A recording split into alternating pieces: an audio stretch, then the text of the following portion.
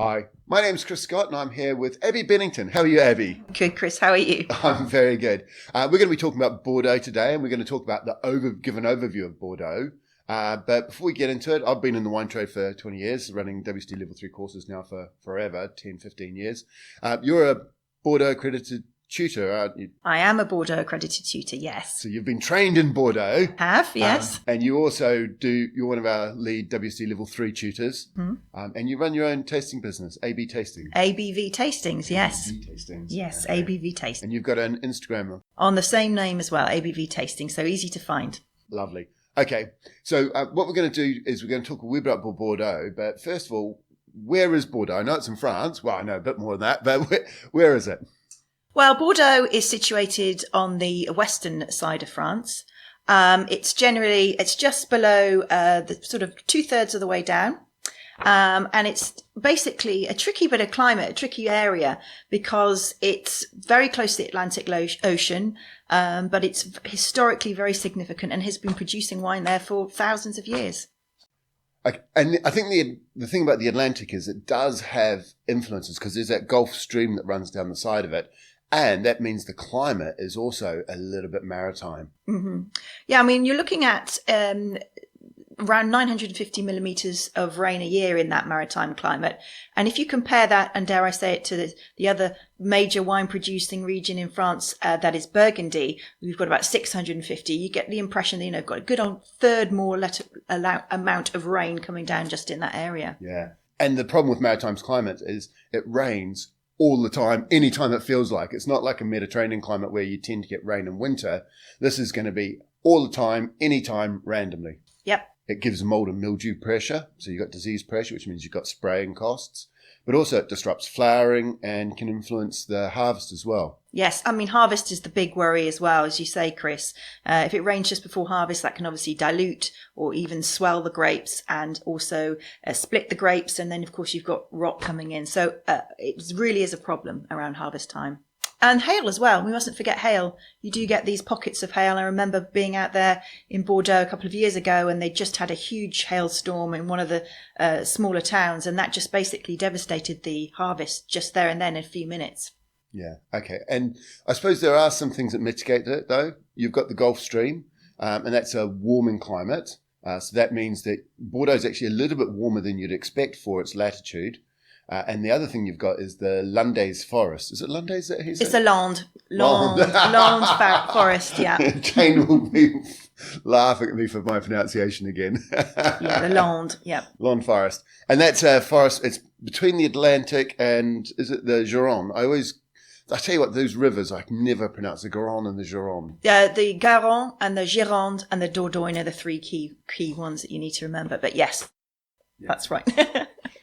So what happens is the Landes forest. The Atlantic weather comes in and that forest stops it, it buffers it and protects the vineyards a little bit. Although I remember, I think it was 2005. There was about 10, 20 years ago, there was a massive, massive storm and it's wiped out big tracts of it. And I was down in Bordeaux talking to the guys about it. And because of the storm, they had less protection for quite a few years because it just wiped out so many trees. Oh, I didn't know that. That's a good one to know. Okay. Yeah. Well, yeah. Okay. And there's also the sandbanks, which are supposed to have some influence, although there is a little bit of debate about how important those sandbanks are in terms of protecting the vineyards. Okay. So you're absolutely right about those marginal climates, but also there are things that producers can do. For example, canopy management is a good thing that can be done. For example, if you're in a wet climate, you don't want a really dense canopy because you want airflow through that to open it up. The other thing you can do is there's that famous thing called VSP or vertical shoot positioning. Do you want to tell us what that is? So as you're absolutely right. So the climate can be mitigated by human factors. So viticultural management within the vineyard, including, as you say, canopy management. So opening up the pulling off some of the vines to expose the grapes, to improve their exposure to the sun, but also to basically train the vines to maximize its ability to photosynthesize and catch the sun. So training those vines, vertical shoot positioning through the wires that are in the vineyard, and that absolutely maximizes the exposure of those leaves to the sun, which improves the photosynthetic ability of the vine. It also means that every bunch of grapes gets a similar amount of leaf canopy that's got a similar exposure. So you get a consistent ripening, which is quite nice. And the other thing was that because you've got different grape varieties, you've got different flowering. So you mentioned hail and we mentioned rain as well being an issue earlier. And if you've got different grape varieties going through bud burst, flowering and harvest at different times, the chances of getting wiped out by one of those events just happening at the wrong time means you might lose one of your grape varieties or significant reduction in one of the grape varieties, but you get a more reliable consistency overall. Absolutely, yeah. Let's talk about the grape varieties because there's 4 red ones and 3 white ones. And just what are they? The king of the grape varietals is Cabernet Sauvignon, followed by Merlot, Cabernet Franc, and also Petit Verdot. Those are the 4 key grape varietals. Cabernet Sauvignon, predominantly on the left bank. That's the left-hand side as you look at the map of Bordeaux, and Merlot on the right predominantly. Yeah. And Cabernet Franc is on both, isn't it? Yes. It's grown in Saint-Emilion on the right bank and also in the left bank because the soil's there. It's quite nice. It's important, yes. Yeah. Of those grape varieties, if you think about ripeness of the grape varieties, you've got the grape variety that ripens the easiest is probably Merlot, maybe Cabernet Franc, because Cabernet Franc grows in the Loire, so it is a grape variety that can grow in cooler climates. And then Merlot, that's pretty easy ripening in Bordeaux. But then you get into Cabernet Sauvignon, and it ripens pretty reliably, but only if you get the right conditions and the right positions. And then you got Petit Verdot, which doesn't ripen reliably, so you only see a very small amount of that in most red blends. That's absolutely true. So Cabernet Sauvignon really does need a lot of sunlight and a lot of warmth to ripen fully. And it's arguably said that even in the best years in Bordeaux, you can struggle to ripen Cabernet Sauvignon fully. So that is why Bordeaux as a region is all about the blends. So this is why you get the varietals such as Merlot, as you say, Cabernet Franc coming into the fore. And that's what makes those so important when you're thinking about how you eventually make your wine as a combination of those grapes. The lack of ripeness or the difficulty in ripeness means that certain soils become quite important. I'm not a big soil guy. I know a lot of people selling expensive wines go on about the soils, but they are important, particularly in marginal climates. And I think soils, particularly where the climate may be a little bit marginal, soils can make a significant difference. So, for example, there's a lot of gravel, and that's a warming soil. But then in other places, you've got clay, which is a cooling soil, and even limestone, which is a cooling soil as well. So how does the gravel influence the Cabernet Sauvignon?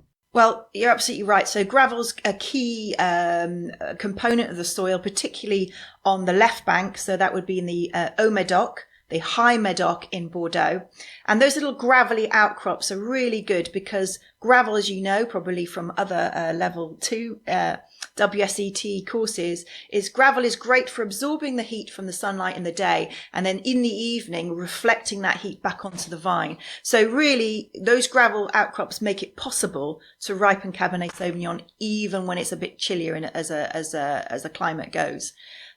Compare that to over on the right bank, which is where Merlot is more dominantly grown and is better in the blends. You've got clay soils, and clay is wet, it's heavy and cool, and Merlot really does thrive in those environments. And that's why quite often as you go inland, as you're on the right bank, as I say, looking at the geography of the land, Merlot is king over that side of the Bordeaux region.